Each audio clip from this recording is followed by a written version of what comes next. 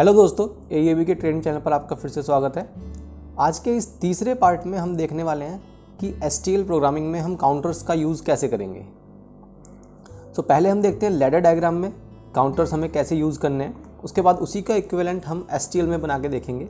मैंने अपने एडिटर को दो पार्ट्स में डिवाइड कर लिया है। यहाँ पे मैंने एक फंक्शन लिया है जिसमें मैं STL इक्विवेलेंट लिखने वाला हूँ, और इधर मैंने एक अपना OB1 मेन ब्लॉक जो हमारा होता है उसके अंदर मैं लैडर में आपको काउंटर को एक्सप्लेन करने वाला हूँ। सबसे पहले अगर हम काउंटर्स के बारे में देखें तो यहाँ हम देख सकते हैं लैडर के अंदर मुझे 3 काउंटर्स के ब्लॉक दिए हुए हैं, काउंटर अप, काउंटर डाउन और काउंटर अप डाउन। इसके अलावा इनकी काउंटर्स की कॉइल भी हमें दी हुई है, काउंट डाउन कॉइल है, ये काउंटर अप कॉइल है और ये सेट काउंटर है। इनको मैं आपको एक्सप्लेन कर देता हूँ पहले, फिर उसका इक्विवेलेंट हम STL में देखेंगे। सबसे पहले अगर हम काउंटर अप के बारे में देखें तो इसको मैं अपने नेटवर्क में ड्रैग एंड ड्रॉप कर लेता हूँ।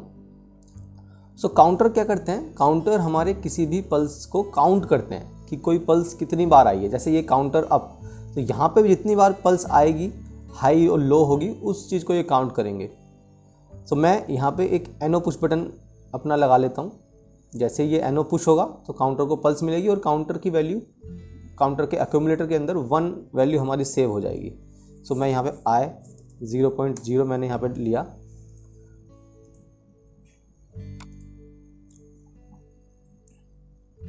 उसके बाद S जो है ये हमारा सेट काउंटर है, काउंटर को सेट करने के लिए। सेट कैसे, मतलब प्रीसेट वैल्यू में अगर सपोज मैंने C हैज़ 10 मैंने सेट किया हुआ है तो S प्रेस करने से काउंटर मेरा सीधा 10 पे पहुंच जाएगा। अगर मैं यहाँ पे I 0.1 का यूज़ करता हूँ तो काउंटर मेरा सीधा 10 पे पहुंच जाएगा। रीसेट हमारे काउंटर को रीसेट करने के लिए, सपोज़ यहाँ मैंने I 0.2 मैंने पुश लगाया बटन, तो रीसेट के प्रेस करते ही काउंटर की वैल्यू 0 हो जाएगी। यहाँ हमें काउंटर का एड्रेस हमें डालना है, C0 से लेके कोई भी आप नंबर डाल सकते हैं। सपोज़ मैंने C5 एंटर मैंने किया। उसके बाद CV, काउंटर की जो करंट वैल्यू है उसको अगर तुम इंटीजर में सेव कराना चाहते हो किसी रजिस्टर के अंदर, मैं उसको MW2 में यहाँ पे डाल सकता हूँ। ऐसे ही काउंटर की वैल्यू को, करंट वैल्यू को आप BCD में सेव कराना चाहते हो तो यहाँ पे हमें कोई रजिस्टर डालना होगा दूसरा, जिसमें कि हमारी जो वैल्यू है वो BCD नंबर्स में आ जाएगी। इस तरीके से हम काउंटर का ब्लॉक हम यूज़ कर सकते हैं। काउंटर का जो आउटपुट है Q वो हमें यहाँ मिलेगा। सिर्फ यहाँ पे क्या है कि काउंटर की वैल्यू अगर 0 है तो हमें Q हाई नहीं होगी, बाकी 0 से ऊपर जैसे ही होगी तो Q हमारी हाई ही रहने वाली है।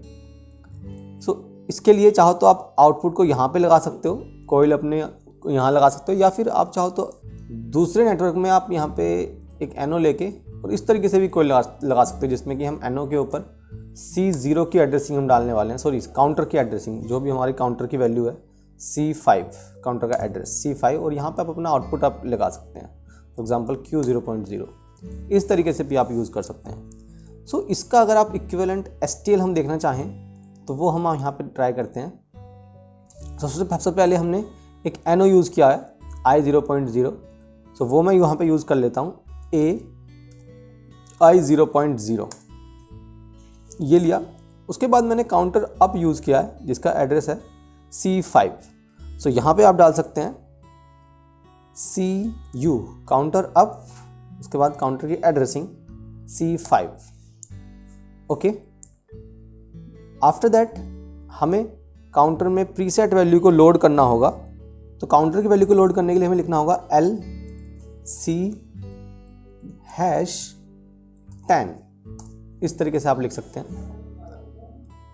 उसके बाद हमें यहाँ एक सेट इनपुट मैंने यहाँ पे यूज़ किया है, तो मुझे एक इनपुट यूज़ करना होगा I 0.1 सेट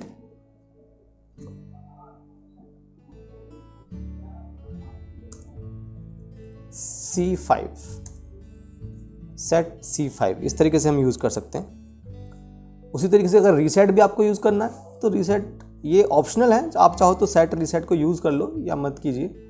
आप चाहो तो अगर रीसेट यूज़ करना तो उसी के लिए भी हमें ऐसे लिखना होगा I 0.2 रीसेट काउंटर 5, इस तरीके से हम लिख सकते हैं।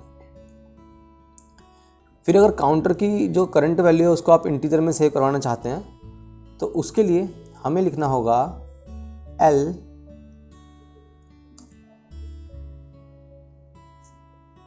C5 T in MW2, T for transfer in MW2, इस तरीके से आप लिख सकते हैं।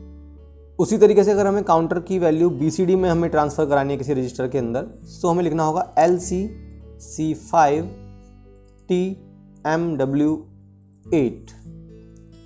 सो इस तरीके से हमारी काउंटर का जो ब्लॉक है वो कंप्लीट हो जाता है। इसके बाद अगर आप आउटपुट भी लगाना चाहते हैं इस तरीके से कॉइल, सो उसके लिए हमें लिखना होगा AC5 इक्वल Q0.0। सो इस तरीके से ये मेरे इस पूरे प्रोग्राम का इक्विवेलेंट ये हो गया हमारा। तो इस तरीके से हम काउंटर की जो इंस्ट्रक्शंस हैं वो यूज़ कर सकते हैं। यहाँ पे अगर हम काउंटर डाउन यूज़ करना चाहते हैं CU की जगह हमें CD लिखना होगा। साथ में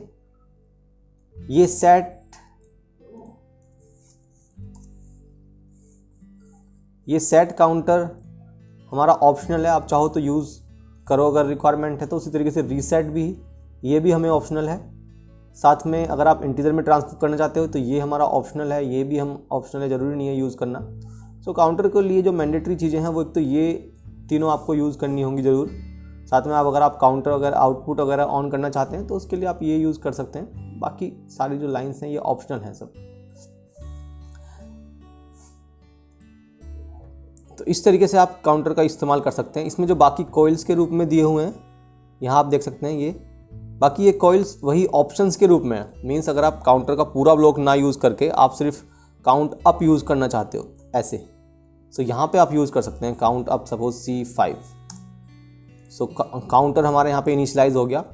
उसके बाद काउंटर में अगर आपको प्रीसेट वैल्यू आपको देनी है सो उसके लिए आप क्या करेंगे, ये सेट काउंटर का आप इस्तेमाल करेंगे यहाँ पे, और यहाँ किसी कंडीशन यहाँ पे आप दे देंगे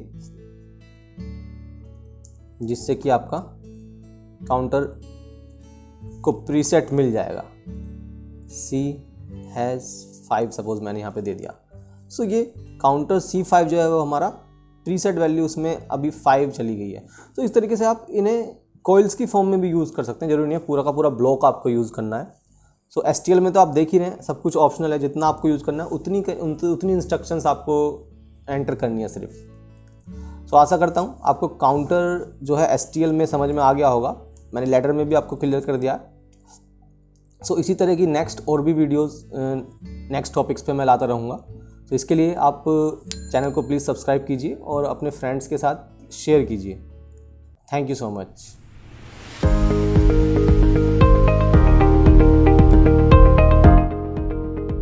हमारी सेवाओं और ट्रेनिंग के बारे में अधिक जानकारी के लिए www.aeab.in पर लॉग ऑन करें या डिस्क्रिप्शन में दिए गए लिंक्स के माध्यम से हमसे सोशल मीडिया पर जुड़ें। धन्यवाद।